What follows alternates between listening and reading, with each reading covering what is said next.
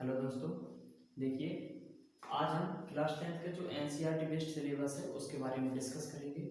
तो एक detail syllabus के बारे में डिस्कस करेंगे और ये भी देखेंगे कि कौन से चैप्टर हमारे इम्पोर्टेंट है एंड किसके अकॉर्डिंग हमें क्या क्या पढ़ना है और कंसेप्ट वाइज भी पढ़ा जाएगा, ऐसा कुछ नहीं है।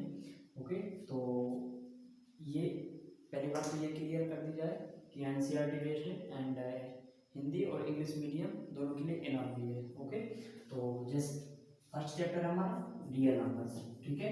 क्या है? Real numbers.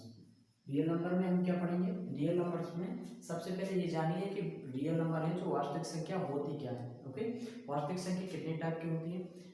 Whole numbers, integers, positive integers, negative integers and rational irrational, यानी कि पूर्ण, प्राकृतिक, धनात्मक एंड ऋणात्मक, ठीक है, पूर्णांक। और इसके बाद हमारे परमेय अपरमेय कितने टाइप की होती हैं, इन सब के बारे में हम डिस्कस करेंगे। एंड सबसे मोस्ट इम्पोर्टेंट क्वेश्चन आपका आता है कि सिद्ध कीजिए कि √2 या √3 या √5 जो नॉन परफेक्ट स्क्वायर है इनके जैसे कह दिया गया कि सिद्ध करो √3 एक अपरमेय संख्या है। तो वो किस चैप्टर में हमें पढ़ना है? पहले चैप्टर में। और 9th में ये सब हम पढ़ चुके हैं कि शांत क्या होती है, अशांत क्या होती है। ओके, सेकंड चैप्टर में हमें क्या पढ़ना है? सेकंड चैप्टर का नाम है पॉलिनोमाइज।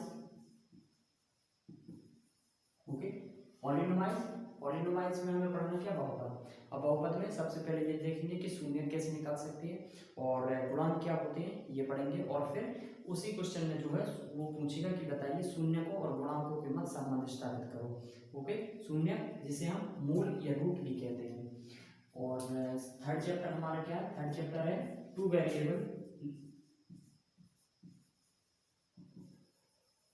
Variables linear equation. ओके, या कह सकते हैं linear equation of two variables, ठीक है, दो चर वाले रैखिक समीकरण। यानी इसमें ये आपका मोस्ट इम्पोर्टेंट चैप्टर माना जाता है। क्यों?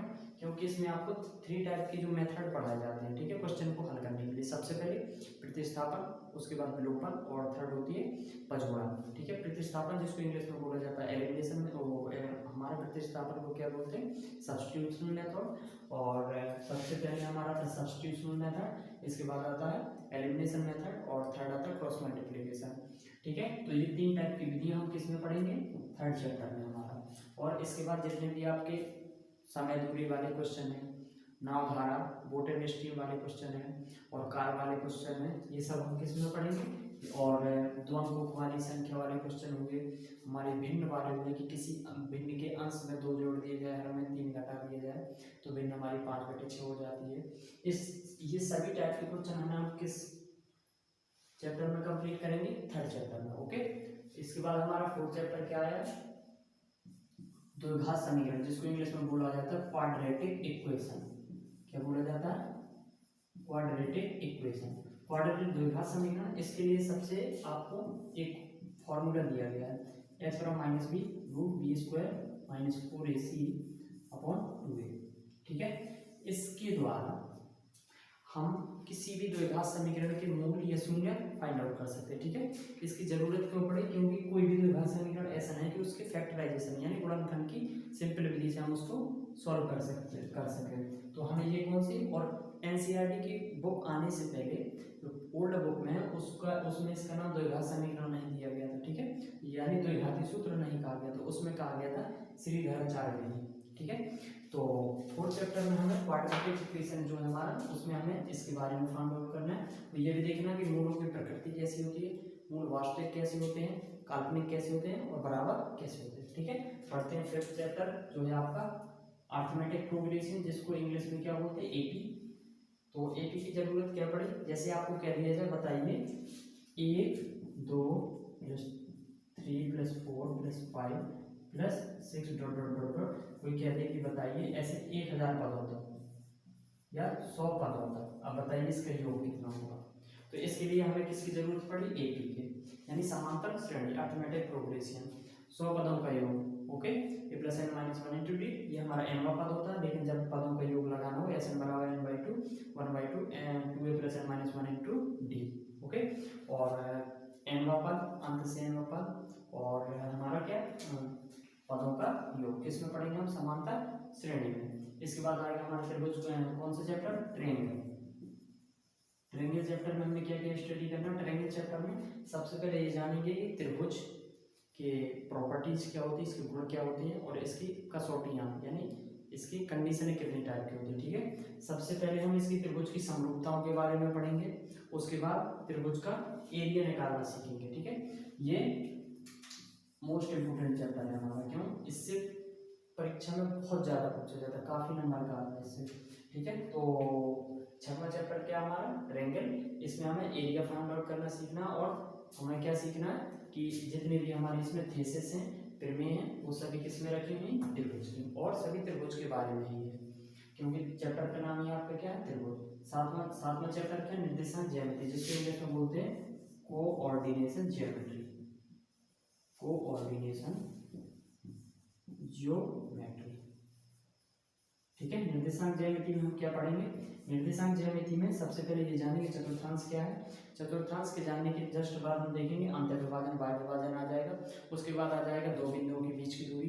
ठीक है, और किसी भी रेखा के मध्य बिंदु के निर्देशांक क्या हो सकते हैं, ये सब हमें किस में स्टडी करना है? 7th चैप्टर निर्देशांक ज्यामिति में। इसके बाद हमारा कौन सा? 8th चैप्टर, कौन सा? ट्रिग्नोमेट्री।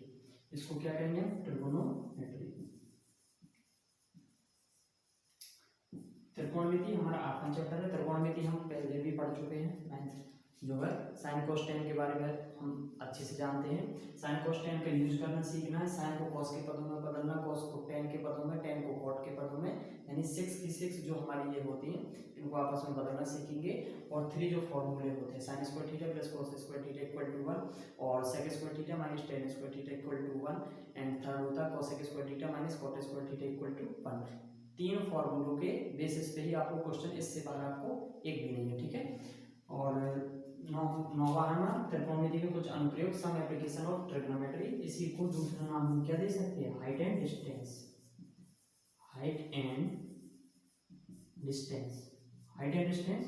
हाइट एंड डिस्टेंस इसलिए मैं कह रहा हूँ क्योंकि इसमें आपको ऊंचाई दूरी से ही आपको क्वेश्चन है। जैसे कह दिया जाएगा कि मेरी आंख से किसी मीनार के शिखर का उन्नयन कोण 30 डिग्री है। ओके, और ये कह दिया है कि बताइए मीनार है जो, उसकी ऊंचाई है 60 मीटर। तो बताइए मेरे पैरों से मीनार के पाद बिंदु यानी कि मीनार के आधार से मेरे बीच की कितनी दूरी होगी। ये सब हम किसमें पढ़ेंगे? ऊंचाई दूरी, यानी कि त्रिकोणमिति के कुछ अनुप्रयोग। हमारा 10वां चैप्टर है कौन सा? सर्कल। सर्कल में हमें क्या पढ़ना? सर्कल, वृत्त। इसमें जनरली हमें वृत्त की प्रॉपर्टीज पढ़ेंगे और ये सीखेंगे कि वृत्त पर हम कोई स्पर्श रेखा कैसे सीख सकते हैं, और वृत्त की स्पर्श रेखा और त्रिज्या के बीच में जो एंगल होता है वो कितने डिग्री का होता है, उसी के बेस पे कुछ क्वेश्चन होंगे। ठीक है, इसके बाद हमारा कंस्ट्रक्शन।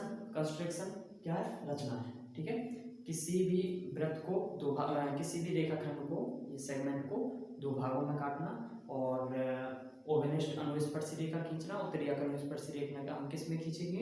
ये सब रचनाओं में। और किसी भी रेखाखंड को कोई कह दिया जाए, आपको ए बी है 7 सेंटीमीटर का रेखाखंड, कितना? 7 सेंटीमीटर का। कह दिया जाए कि इसको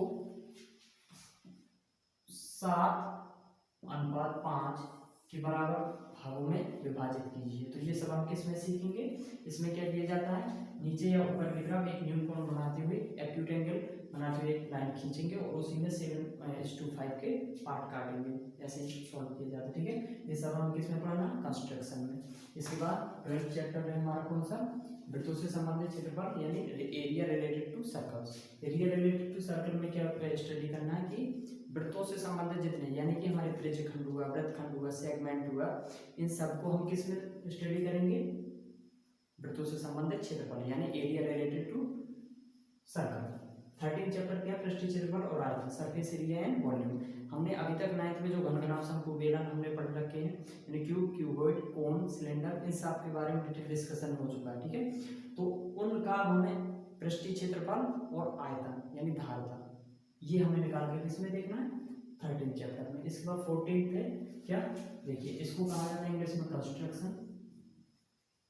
क्या कहा जाता है? कंस्ट्रक्शन, रचना। इसको क्या कहेंगे? Area related to circle. Okay, and 13th क्या था, पृष्ठीय क्षेत्रफल एंड वॉल्यूम, तो इसको क्या कहेंगे, surface area and volume, surface area and volume. ये हमारा सांख्यिकी, सांख्यिकी को क्या कहा जाता है, स्टैटिस्टिक्स,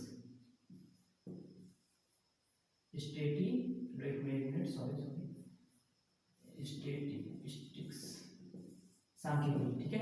तो सांख्यिकी में हमें स्टैटिस्टिक्स के बारे में करना है। हमने अभी तक जो समांतर माध्य सीखा था वो पदों का योग, पदों की संख्या का, जब आंकड़े हमें सिंपल दिए हुए, ठीक है, वर्गीकृत ना दिए हो, और जब हमें आंकड़े कुछ टाइप से दे दे, चेंज करके वर्गीकृत आंकड़े दे दिए जाए, तो कैसे हम समांतर माध्य का बहुलक किस टाइप से निकालेंगे। तो ये किससे सीखना है, सांख्यिकी। तो समांतर माध्य की 3 विधियां सीखेंगे, direct method, assumed mean and step deviation, यानी प्रत्यक्ष विधि, कल्पित माध्य और पग विचलन माध्य, 3 टाइप के हम माध्य सीखेंगे, यानी 3 टाइप से हम माध्य निकालना सीखेंगे। उसके बाद माध्यिका आएगी और बहुलक आएगा। इसके बाद प्रायिकता, प्रायिकता को क्या कहा जाता है, प्रोबेबिलिटी, ओके। प्रायिकता का सीधा सा मीन क्या होता है, संभावना। जैसे कह दिया जाए कि मेरे पास एक सिक्का है, ओके, और मैंने उसको 10 टाइम्स बार उछाला, 10 बार उछाला, तो बताइए उसमें टेल आने की प्रायिकता क्या होगी। या मेरे पास एक पासा डाइस है, ठीक है, लूडो खेलने वाला डाइस पासा, उसको मैंने फेंका, तो बताइए उसमें सम अंकों के आने की प्रायिकता क्या होगी। या 2 पासे मैंने एक साथ फेंके, तो उसमें बताइए 5 आने की प्रायिकता क्या होगी, ठीक है। या कह दिया जाए कि मेरे हाथ में एक ताश की गड्डी है, कार्ड्स है, ठीक है, कार्ड से मेरे पास या ताश की गड्डी है, उसमें बताइए लाल पत्ता खींचने की प्रायिकता क्या होगी। ये सब हमें किसमें पढ़ना है, ये स्टडी करनी है हमें, प्रायिकता चैप्टर में, ओके। तो सबसे पहला चैप्टर हमारा क्या था, रियल नंबर, तो रियल नंबर्स हुआ। इसके बाद बहुपद, पॉलिनोमाइल्स, 2 चर वाले रैखिक समीकरण, two variables linear equation. Fourth chapter हमारा क्वाड्रेटिक इक्वेशन, द्विघात समीकरण। फिफ्थ हमारा एपी, अर्थमेटिक प्रोग्रेशन। एंड छठवां चैप्टर हमारा क्या है, ट्रायंगल, त्रिभुज के बारे में डिटेल से हम स्टडी करेंगे। 7 चैप्टर कौन सा, निर्देशांक ज्यामिति, coordination geometry. 8 chapter trigonometry. 9 chapter हमारा क्या, हाइट एंड डिस्टेंस। 10 चैप्टर क्या, सर्कल। इसके बाद construction, area related to circle and surface area and volume, statistics and probability, ठीक है। तो इनके बारे में देखेंगे, और इससे ज़्यादा कुछ है भी नहीं, ठीक है। Thank you.